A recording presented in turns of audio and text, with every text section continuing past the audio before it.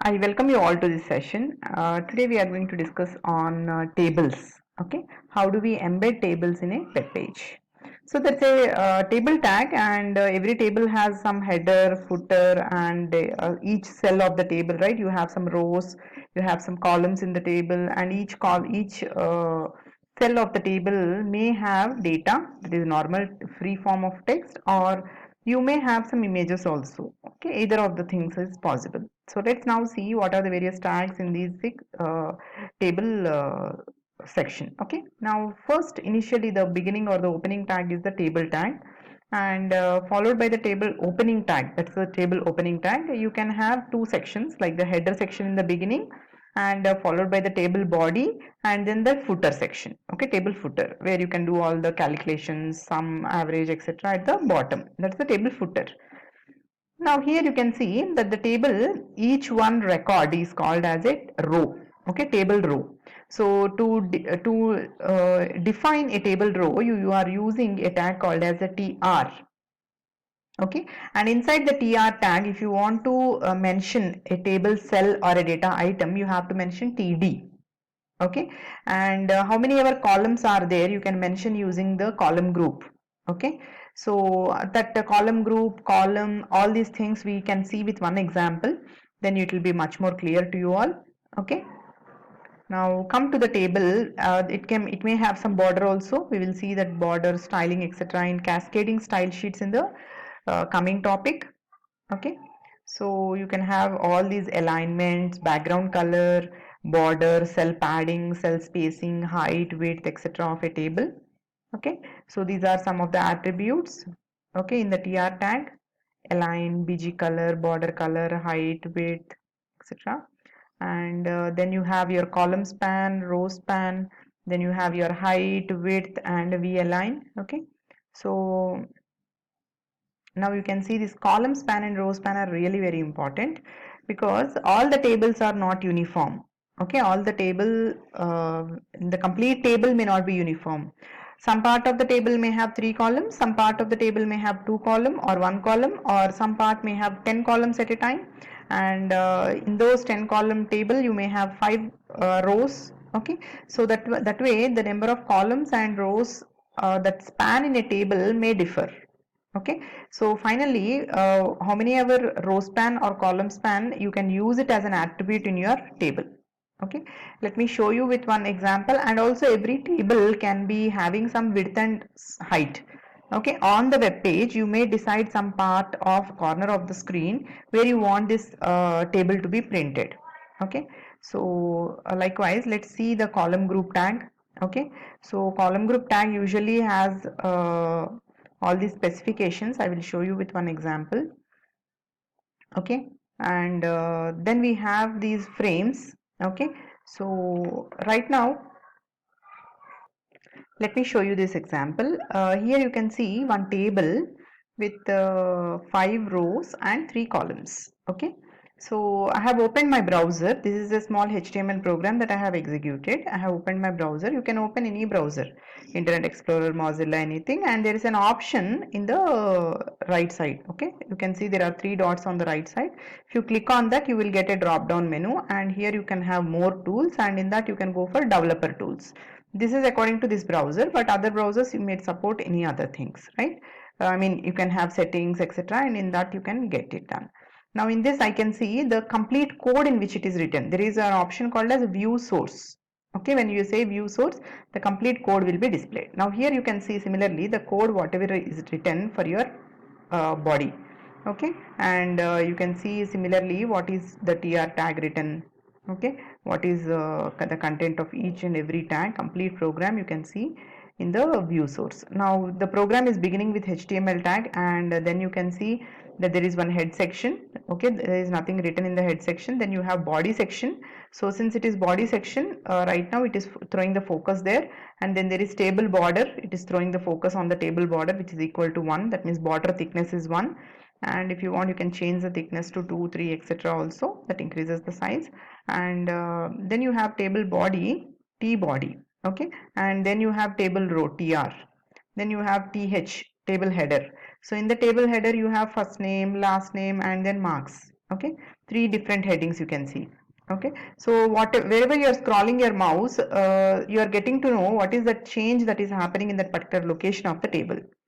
Then you have TD tags, okay, TD tags, which is the data item TD, but the location where you write this TD is inside the TR, okay, inside the first row, that is TR tag, you are writing all these three data items. After that you close the TR, that means row is closed, and again you open one more TR, that means second row of data items you are opening.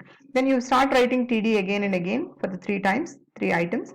Likewise, you continue all your rows, four rows, and then close finally the T body and table and the corresponding tags. Okay, this is a simple example. Similarly, you can have a table, the same one. You can have tables with row span and column span as well. You can see here how the row span and column span are being used.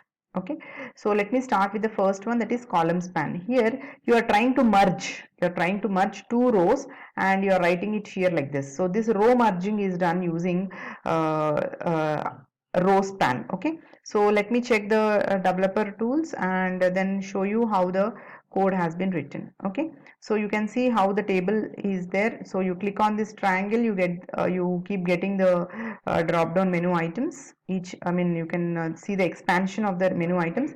As you can guess now, the first row is done, the column 1, column 2, column 3, first row is done, first row is closed. Second row I have begun, and the second row, whenever I'm beginning, I'm saying that it is row spanning. That means the first cell here itself I should tell that it is row span to two rows it has to span to, or it has to span to three rows, four rows. So that row span decides upon the how many rows it is going to span to. So this is the feature that I'm trying to use here. Row span is an attribute for the TD tag. So I say TD row span equal to 2. Okay, so are you clear? Then similarly I have again TD align equal to center, column span is equal to 3. Here you can see the last one, column span. Okay, at the time wherever you want to display the current item, it is spanning to 3 columns. So that is how you can use this row column and column span. Okay, so now continuing with the remaining things, there are your frame tags. What is meant by frame? Right now you can see on this Microsoft PowerPoint there are frames, right? So you have already experienced in your Java programming, how did you use your various forms that you have designed, right? I mean, the in the swings part there are some layouts, right? Layout managers we have talked about. So similarly here also we are going to talk about layout. Okay, so every browser or the web page is going to have some partitions. Okay, you can divide the web page into some partitions. So each one partition is called as a frame, and collection of all these frames is called as a frame set. Okay, so in order to design, or in order to show all the content inside frames, you can use the frames in terms of rows and columns. So right now you can see there are HTML frames which divide the browser window into multiple sections. Okay, so collection of all these frames is called as a frame set, and each one frame set, you can see the tag here. The frame set is a tag. It says that there are 3 rows with the top portion is 10%, the centermost is 80%, and the bottom is 10%. You can see that right now on the screen I have not closed this PowerPoint presentation because the intention is to show you the top part, it is 10%, then 80% is the centermost region, and the bottom part is again 10%. That is the proportion in which my complete browser window need to be partitioned. And the top one I am giving a name called as the top, and the content what it has to be displayed is whatever you have designed in this frame.htm, that goes in the top section, and whatever goes in mainframe.htm, that goes in the centermost section. What goes in the bottom is in the bottom frame.htm. Like that you have 3 different aspects. Okay, so likewise you can design your frames. Then you have the second one, that is no frame set, and the frame set tag has rows, columns, border, frame spacing, and then you have this frame set in which the number of rows, borders, etc. are pretty much fixed, and you can see that there are each frame has a source, src, that means the content what has to be displayed in that particular portion of the window, and there is a name that you give to that frame. Okay, and the frame has a border, and there is no resize. Okay, you can set these parameters for your frame. Okay, so similarly there are forms also. Okay, in your HTML, you can design forms also. The tags are pretty simple, so you know what are the various elements of a form, right?